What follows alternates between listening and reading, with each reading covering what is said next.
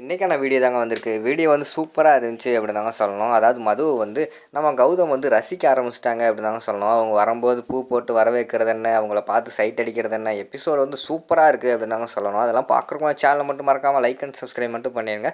First எடுத்தோடனே கௌதம் வந்து மண்டபத்தில் வந்து எல்லாமே சரியாக இருக்கா என்ன ஏதுன்னு பார்த்துக்கிட்டு இருக்காரு. அந்த இடத்துல பார்த்தீங்கன்னா சேர் அரேஞ்ச்மெண்ட் வந்து சரியில்லை. உடனே வந்து மேனேஜ்மெண்ட்டை கூப்பிட்றாங்க. என்ன சார் சொன்னேன் உங்ககிட்ட, எல்லாத்தையுமே பக்காவாக பார்த்துக்கிற சொன்னல, இது என்ன இப்படி கிடக்கு அப்படிங்கிற மாதிரி சொல்கிறாங்க. சார் எல்லாத்தையுமே பக்காவாக பார்த்தாச்சு சார், இதுதானே இதை இப்போ அரேஞ்ச்மெண்ட் பண்ணிடுவோம் சார், ஒன்றும் பிரச்சனை இல்லை அப்படிங்கிற மாதிரி சொல்லிவிட்டு அவங்க வந்து அரேஞ்ச்மெண்ட் பண்ணுற மாதிரி போகிறாங்க.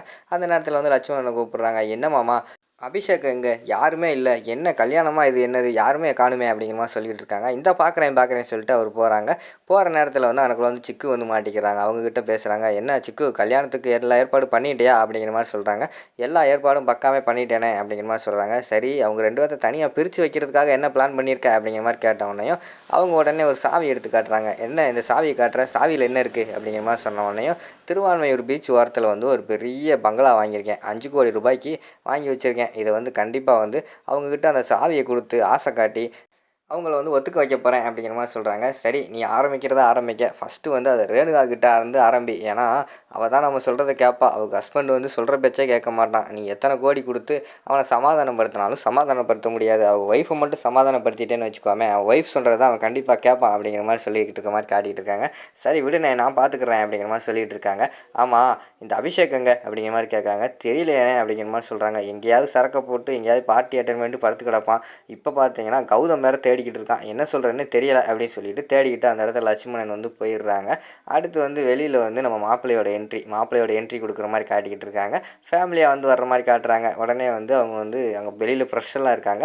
அவங்க வந்து அவங்கக்கிட்ட கேள்வியெல்லாம் கேட்குறாங்க. இங்கே இந்த கல்யாணத்துக்கு நீங்கள் எப்படி வந்திருக்கீங்க, நீங்கள் யார் அப்படிங்கிற மாதிரி கேட்டோன்னே, என்னது யாரா, இந்த இந்த இந்த கல்யாணத்தோட மாப்பிள்ளையே இவன் தாங்க அப்படிங்கிற மாதிரி வந்து ரேணுகா சொல்கிறாங்க. என்னங்க சொல்கிறீங்க அப்படிங்கிற மாதிரி கேட்டவொடனே, ஆமாங்க, லவ் மேரேஜ், ஜீவாக்கும் மாயாக்கும் லவ் மேரேஜுங்க அப்படிங்கிற மாதிரி சொல்கிறாங்க. ஓ அப்படியா அப்படிங்கிற மாதிரி சொன்னாங்க. லவ் ஸ்டோரியெல்லாம் சொல்லுங்கன்னு சொன்ன உடனேயும் ரேணுகா அவங்க பாட்டில் அளந்தெடுத்து விட ஆரம்பிச்சிடுறாங்க. அதை பார்த்த உடனேயும் ரேணுகாவோட ஹஸ்பண்ட் வந்து சொல்கிறாங்க, இவளை எப்படியாவது இங்கேருந்து கூட்டு போயிடணும், இல்லைன்னா தேவையில்லாத வம்ப விலைக்கு வாங்கிடுவா அப்படின்னு சொல்லிட்டு அங்கனக்குள்ளே வந்து மதுக்கிட்ட சொல்கிறாங்க. உடனே மது வந்து, இங்கே வருங்க, நாங்கள் இப்போ கல்யாணத்துக்கு வந்திருக்கோம், 1008 வேலை இருக்குது, எதுனாலும் அப்புறம் பேசிக்கிடுவோம் அப்படின்னு சொல்லிட்டு அந்த இடத்துல கிளம்ப போகிறாங்க. ஆமாம் மேடம், நீங்கள் யார் அப்படிங்கிற மாதிரி கேட்டோடனே உடனே ரேணுகா வந்து சொல்கிறாங்க, இது யாரா, கௌதம கல்யாணம் பண்ணிக்க போகிறவரே இவ தான், இவ்வளோ போய் யாருன்னு கேட்குறீங்களே அப்படிங்கிற மாதிரி சொன்ன உடனேயும் அங்கே ப்ரெஸ்ஸில் இருக்க எல்லாருமே சொல்கிறாங்க, என்ன மேடம் இவ்வளோ சிம்பிளாக இருக்கீங்க அப்படிங்கிற மாதிரி சொல்கிறாங்க. இங்கே பாருங்கள், அதெல்லாம் பேசுகிறதுக்கு இப்போ நேரம் கிடையாது, நாங்கள் வந்து கல்யாண வேலையை பார்க்கணும் அப்படின்னு சொல்லிட்டு எல்லாருமே உள்ளே போயிடுறாங்க. அவங்க உள்ளே வர்றது எல்லாருமே கொட்டடிச்சு, அதாவது பூவெல்லாம் தூவி வரவேற்கிறாங்க. பார்த்தா எல்லாரோட ஃபோக்கஸும் மது மேலே இருக்கோ இல்லையோ, ஆனால் நம்ம கௌதம் இருக்கார்ல, அவரோட ஃபோக்கஸ் மட்டும் மது மேலேயே இருக்குது. மதுவவே அப்படியே சைட் அடிச்சுக்கிட்டு இருக்கிற மாதிரி காட்டிகிட்டு இருக்காங்க. அதுக்கடுத்து கல்யாணம் ஃபுல்லாகவே அவர் வந்து சைட் அடிச்சுக்கிட்டு தான் இருக்கார். மது எங்கெங்கெல்லாம் போகிறாங்களோ பின்னாடியே போகிறாங்க, பார்க்குறாங்க, சிரிக்காங்க. மது ஒரு ஸ்டேஜில் வந்து ஃபோன் பேசிக்கிட்டு இருக்காங்க. வெறுவன் பக்கத்தில் போய் நின்று சைட் அடிச்சுக்கிட்டு இருக்காங்க. சைட் அடிச்சுட்டு மது ஃபோன் பேசி முடிச்சுட்டு இப்படி திரும்புகிறாங்க. அப்படியே பார்த்துட்டு சிரிச்சுட்டு அப்படியே வந்துடுறாரு. அதெல்லாம் வந்து அவங்களோட ஃப்ரெண்டு சந்தோஷ் வந்து நோட் பண்ணிடுறாரு. என்னடா ஒரே லவ்வாக இருக்குது போலே அப்படிங்கிற மாதிரி சொல்கிறாங்க. அதெல்லாம் ஒன்றும் இல்லைடா அப்படிங்கிற மாதிரி சொல்கிறாங்க. என்னடா கல்யாண வேலை அது நடக்கலை இது நடக்கலைன்னு சொல்லிட்டு எல்லார் மேலேயும் கோவப்பட்டு கிடந்த, இப்போ பார்த்தா மதுவை பார்த்தோன்னே அப்படியே ஆப்போசிட்டாக மாறிட்டேடா அப்படிங்கிற மாதிரி கிண்டல் பண்ணிக்கிட்டு இருக்காங்க. டேய் நீ சும்மா இருடா அப்படிங்கிற மாதிரி சொல்லிவிட்டு அந்த இடத்துலேருந்து வெக்கப்பட்டுக்கிட்டே வந்து நம்ம கௌதம் வந்து போயிடுறாரு. அடுத்து வந்து ரேணுகா வந்து அவங்களோட ஃப்ரெண்டு கூட எல்லாம் சேர்ந்து எனக்குள்ள நின்று பேசிக்கிட்டு இருக்காங்க. அந்த நேரத்தில் வந்து சிக்கு வராங்க. வந்தோடனே ரேணுகா வரும், சரி வாங்க அவங்ககிட்ட வந்து நான் தனியாக பேசணும் அப்படிங்கிற மாதிரி சொல்கிறாங்க. சொல்லுங்கள் அப்படிங்கிற மாதிரி சொன்னோன்னே, இல்லைங்க இந்த இடத்துல வந்து நம்மளால் பேச முடியாது, நம்ம மாடியில் போய் பேசுவோம்னு சொல்லிட்டு மாடியில் கூப்பிட்டு போகிறாங்க.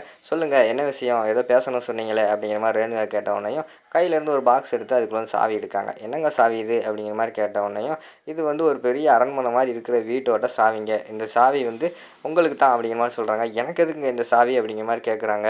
இல்லைங்க, என்னோடய பொண்ணுக்கு வந்து ஒரு அன்பளிப்பாக நான் கொடுக்கணும்னு நினச்சேன். மாப்பிள்ளையும் பொண்ணும் கல்யாணம் முடிச்சுட்டு கொஞ்சம் தனிமையாக இருக்கணும்னு நினச்சி ஆசைப்படுவாங்கள்ல, அதனால தான் இந்த வீடை வந்து வாங்கியிருக்கேன். ஒரு பெரிய பீச்சுக்கு பக்கத்தில் வாங்கியிருக்கேன். அது மட்டும் இல்லாமல் இதோட ரேட்டே 5 கோடி ரூபா அப்படிங்கிற மாதிரி சொல்கிறாங்க.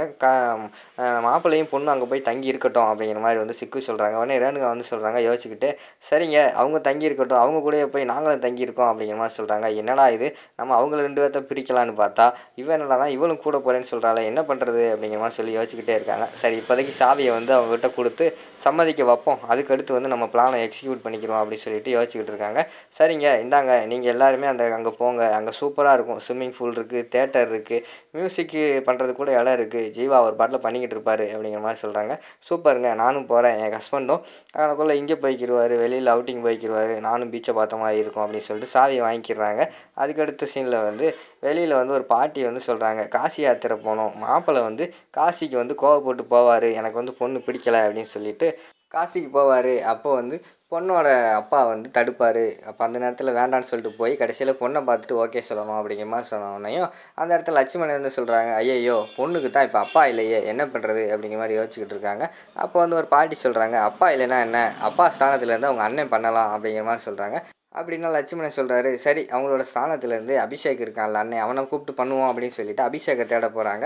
இங்கிட்டு பார்த்தா பாவம் போல் நின்றுக்கிட்டு இருக்காரு நான் கௌதம், கல்யாண வேலை எல்லாத்தையுமே பண்ணிவிட்டு இப்படி அவனுக்கு ஒரு உரிமை கூட கொடுக்க மாட்டேங்காங்களே அப்படின்னு சொல்லிட்டு சந்தோஷ் வந்து ரொம்ப வருத்தப்பட்டுக்கிட்டு இருக்கிற மாதிரி காட்டுறாங்க. அங்கிட்டு பார்த்து லட்சுமணன் வந்து அபிஷேக்கை தேடிக்கிட்டு ஃபோன் போட்டுக்கிட்டே இருக்கிற மாதிரி காட்டுறாங்க. கடைசி வரைக்கும் அவர் ஃபோனும் எடுக்கலை, அவர் எங்கே இருக்காருன்னே தெரியலை. கடைசியில் நம்ம சிக்கு போய் இருங்க நான் போய் பார்த்துட்டு வரேன்னு சொல்லிட்டு போய் பார்க்க போகிறாங்க. ஒரு வாரத்தில் வந்து நம்ம கௌதம் வந்து பாவம் போல் நின்றுக்கிட்டு இருக்கிற மாதிரி காட்டிக்கிட்டு இருக்காங்க. அதோட பார்த்தீங்கன்னா இந்த எபிசோட வந்து முடிச்சிடுறாங்க.